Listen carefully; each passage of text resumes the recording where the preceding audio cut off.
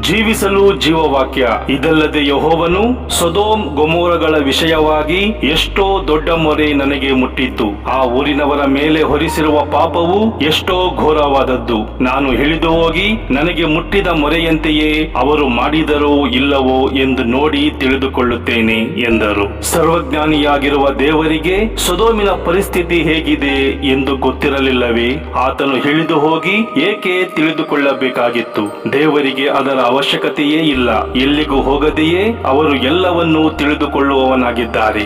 ದೇವರು ಯಾರನ್ನು ಕ್ಷಮಿಸಬೇಕು ಮತ್ತು ಯಾರನ್ನು ಶಿಕ್ಷಿಸಬೇಕು ಎಂಬ ಎಲ್ಲಾ ಅಧಿಕಾರವನ್ನು ಹೊಂದಿದವರಾಗಿದ್ದಾರೆ. ಅದನ್ನು ಪ್ರಶ್ನಿಸುವ ಅಧಿಕಾರ ಯಾರಿಗೂ ಇಲ್ಲ.